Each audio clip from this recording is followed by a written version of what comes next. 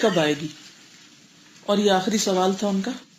قال ما المسؤول عنها بعالم من السائل، کہا کہ جس سے پوچھا جا رہا ہے وہ سائل سے زیادہ نہیں جانتا. نبی صلی اللہ علیہ وسلم نے اپنے پاس سے کوئی جواب نہیں دی. وما ينطق عن الهوى، یہ اس کی دلیل ہے کہ آپ اپنی خواہش نفس سے باتیں نہیں کرتے یا من گھڑت باتیں نہیں بتاتے، بلکہ وہی بتاتے ہیں جو اللہ سبحانہ وتعالیٰ نے ان کو علم دیا ہے وحی کے ذریعے.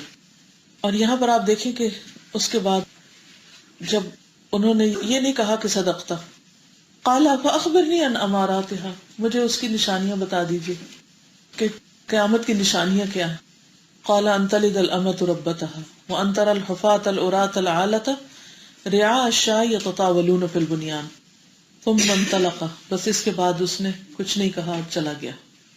ٹھیک ہے، یہاں ایک بہت اہم بات پتہ چل رہی ہے، اور وہ یہ کہ قیامت کا علم صرف اللہ کے پاس ہے. ہم نے پیچھے تقدیر میں یہ بات پڑھی تھی نا کہ کلی علم صرف اللہ کے پاس ہے، کسی اور کے پاس نہیں. اور یہ اس کی وضاحت بھی ہے، اور نبی صلی اللہ علیہ وسلم نے خود اس کا اقرار کیا کہ میں اس بات سے لا علم ہوں، میں نہیں جانتا.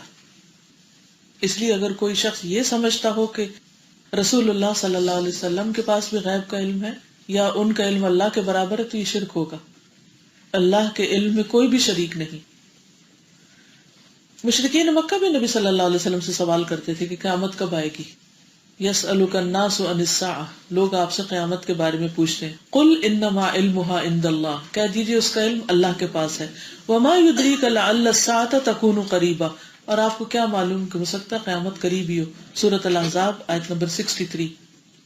سورۃ الاعراف 187 میں فرمایا یسألونک عن الساعة ایان مرساها قل انما علمها عند ربی لا یجلیها لوقتها الا هو ثقلت فی السماوات والارض لا تأتیکم الا بغتہ. وہ تجھ سے قیامت کے بارے میں پوچھتے ہیں کہ اس کا قیام کب ہوگا. کہہ دیجئے اس کا علم تو میرے رب ہی کے پاس ہے، اسے اس کے وقت پر اس کے سوا کوئی نہیں ظاہر کرے گا. وہ آسمانوں اور زمین میں بھاری واقع ہوئی ہے اور تم پر اچانک آئے گی. یعنی یہ قیامت کی نشانیاں ہیں کہ قیامت اچانک آئے گی، بہت بھاری وقت ہوگا، اس کا علم صرف اللہ کے پاس ہے. اچھا، بعض لوگوں نے یہ کوششیں کی ہیں کہ قیامت کے بارے میں کوئی پیشن گوئی کر سکے. کبھی سنی آپ نے قیامت کی پیشن گوئی؟ جی 2012 کے بارے میں کتنا زیادہ کریز تھا لوگوں کے اندر کہ قیامت آ جائے گی، اور لوگ کس کس طرح اس کو مان کے بہیو کر رہے تھے. اور غیر مسلم تو چلے لا علم ہوئے ہی، بہت سے مسلمان بھی لاشعوری طور پر اس بات سے متاثر ہو گئے تھے کہ دنیا ختم ہی ہونے والی ہے. اور یہ 14ویں صدی کا کانسیپٹ ہے کہ 14 صدیاں بعد دنیا ختم ہو جائے گی. اور اسی طرح بہت سے لوگوں نے یہ کوششیں کی ہیں کہ قیامت کے بارے میں پریڈکشنز دیں. ہمارے ایمان کا حصہ ہے یہ بات کہ اللہ کے سوا کسی کو بھی نہیں پتا، اس لیے کوئی پریڈکٹ کر ہی نہیں سکتا کیونکہ اچانک آئے گی. بعض لوگوں نے اس پر کتابیں بھی لکھی کہ قیامت کے بارے میں پیشن گوئی، اور اس کی ملینز آف کاپیز بکی بھی ہیں. کیونکہ جس چیز کے بارے میں کوئی نہیں جانتا اس کے بارے میں ایک فوبیا ہوتا ہے کہ کسی طرح جان لے. کوئی ہے جس کے پاس کچھ کلو ہو. تو ہمارا ایمان کیا ہے؟ کسی کو بھی نہیں پتا، بات ہی ختم. ہاں، اس کی کچھ نشانیاں ہیں. نشانیاں کیا ہیں؟ 3 قسم کی. کچھ نشانیاں گزر چکی، مثلا نبی صلی اللہ علیہ وسلم کی آمد قیامت کی نشانیوں میں سے ایک. کچھ ایسی ہیں کہ جو ابھی نئی پیدا ہو رہی ہیں اور یہ درمیانی علامتیں گنی جاتی، اور کچھ بڑی علامتیں جو بالکل قیامت کے قریب ہوں گی. جو گزر گئی ہیں علامتیں، ان میں سے نبی صلی اللہ علیہ وسلم کا آنا. فرمایا مجھے اور قیامت کو اس طرح بھیجا گیا ہے، اور آپ نے شہادت اور درمیانی انگلی کو آپس میں ملا دیا. یہ صحیح مسلم کی روایت ہے 7597. کچھ شرطیں ابھی نئی پیدا ہو رہی ہیں اور درمیانی علامتیں گنی جاتی.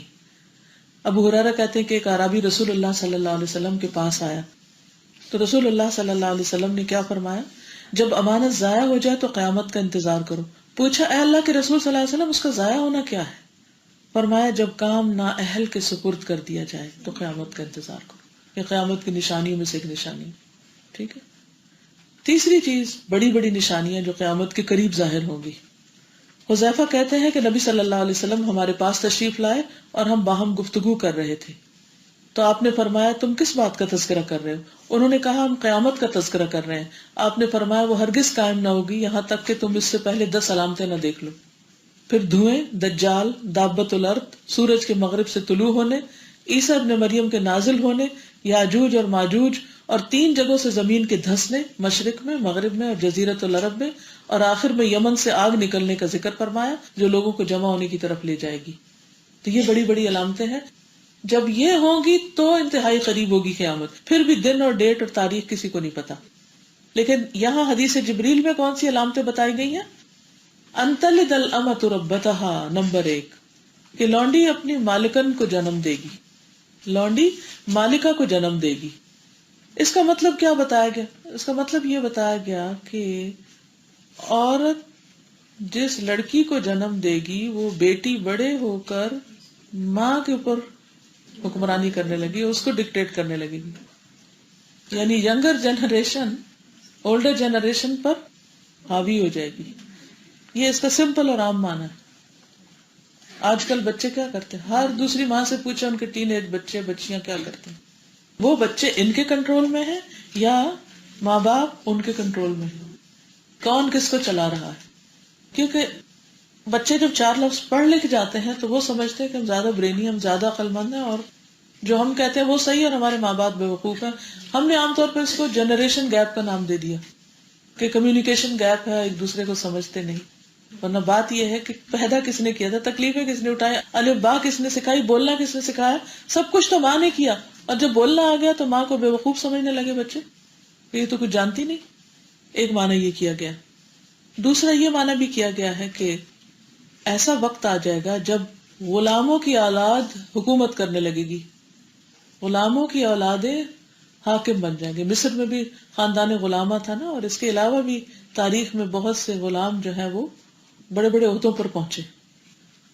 اصل بات یہ ہے کہ جب نبی صلی اللہ علیہ وسلم دنیا میں تشریف لے آئے تو ایک طرح سے آپ کے ظہور کے ساتھ ہی علامتیں شروع ہو گئی ایک کے بعد ایک.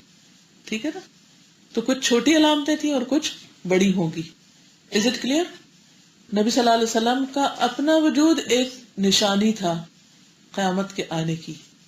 پھر آپ کے جانے کے بعد ان پچھلے 1400-1500 سال میں مختلف چھوٹی چھوٹی علامتیں نظر آ رہی ہیں، اور وقت گزرنے کے ساتھ ساتھ کچھ اور سنگین علامتیں بھی نظر آنا شروع ہو گئی. اور اس حدیث میں خاص طور پر جو پہلی بات ہے، اس میں حالات کی تیز تبدیلی، انفارمیشن کا پھیل جانا، اور ہر چیز کا ایکسپوجر جو ہو گیا ہے، اس میں جو عمر میں چھوٹے ہیں، تجربے میں چھوٹے ہیں، ان کے لائف سٹائل میں جو تبدیلی آئی ہے، جو سوچ میں تبدیلی آئی، وہ بہت تیز آئی ہے.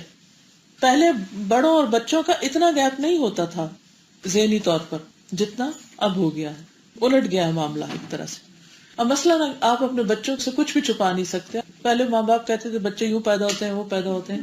اب آپ دیکھیں کہ پرائمری اسکولوں میں بچوں کو سب کچھ پتا ہوتا ہے، سب کچھ بتا دیا جاتا ہے. آپ انہیں کیا بتائیں؟ نرسری میں بتا دیا جاتا ہے. ان کو کیا بات چھپائیں گے آپ ان سے؟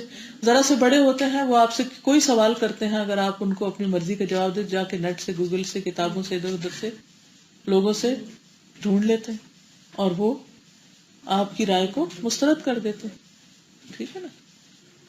تو حالات کی تیز تبدیلی کی طرف اشارہ ہے ایک طرح سے. دوسری چیز، دوسری علامت، وَأَن تَرَى الْحُفَاةَ الْعُرَاةَ الْعَالَةَ، تم دیکھو گے کہ جو حفات، جن کے جوتے نہ ہوں، ننگے پاؤں، عورات جن کے کپڑے نہ ہوں کہ جو کپڑا ان کے لیے کافی ہو ڈھکنے کے لیے، یعنی پھٹے پرانے یا چھوٹے، یا ہوتا نا جو غریب لوگ ہوتے ہیں ان کو بعض اوقات ان کے سائز کا کپڑا نہیں ملتا کیونکہ وہ دوسروں کے اترن پہن رہے ہوتے ہیں، یا اتنے پیسے نہیں ہوتے کہ پورے کپڑے بنا سکیں، یا ناکافی قسم کے کپڑے. تو عورات ایسے لوگ.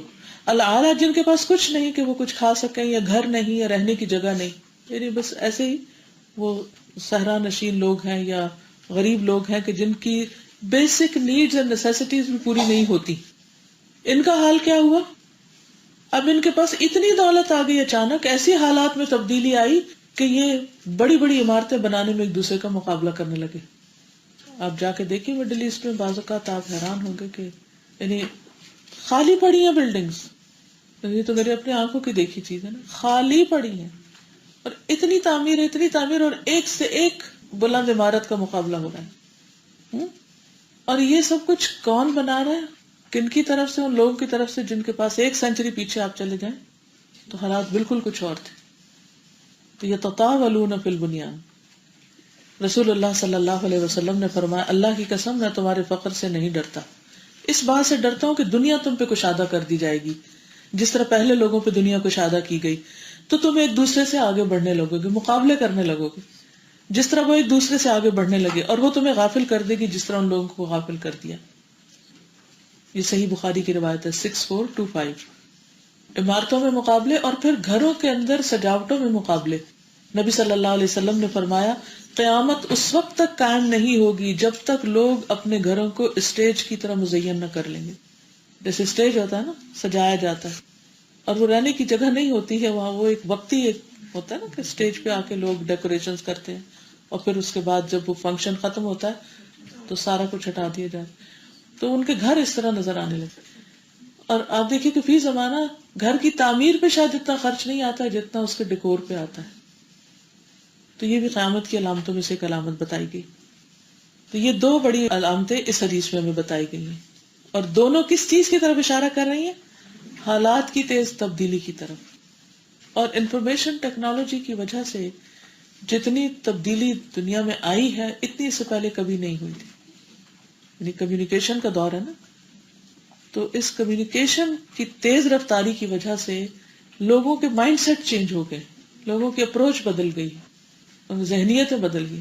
اور آپ دیکھیں کہ پہلے اگر کوئی اپنے گھر کو ڈیکوریٹ کرنا چاہتا تھا تو بس جو شہر میں کوئی دکان ہے یا زیادہ زیادہ کوئی باہر جاتا تھا تو کہیں تھوڑا بہت دیکھ کے آ گیا۔ اب کیا ہے، گھر گھر میں پورے پورے مالز کے پوری بکس ہیں، انفارمیشن ہے، اور وہ بکس نہ بھی ہو تو انٹرنیٹ پہ آپ جا کے بس ڈال دیں کہ کیا چیز چاہیے آپ کو، اور پھر یہ کہ دنیا کے وہ کسی بھی حصے میں ہے تو وہ آپ کو ملنے میں کچھ مشکلیں، آپ امیزون پہ آرڈر کریں اور آپ کے گھر پہنچ جائے گی۔ چند سال پہلے تک بھی یہ سہولت نہیں تھی۔ اب بعض اوقات لوگوں کے گھر جاتے لگتا ہے میوزیم ہے، ایک چیز کسی ملک کی رکھی ہوئی، دوسری کسی اور کی، تیسری کسی، یعنی گھر رہنے کی جگہ نہیں، بس صرف ایک دکھاوے کی چیز بن کے رہ گئی، اور خصوصاً جس ایریا میں لوگ آتے ہیں۔ اور ان دونوں چیزوں سے یہ بھی پتہ چلتا ہے کہ کس طرح امت جو ہے وہ مقصد سے غافل ہو جائے گی، پرائرٹیز کچھ اور ہو جائیں گی۔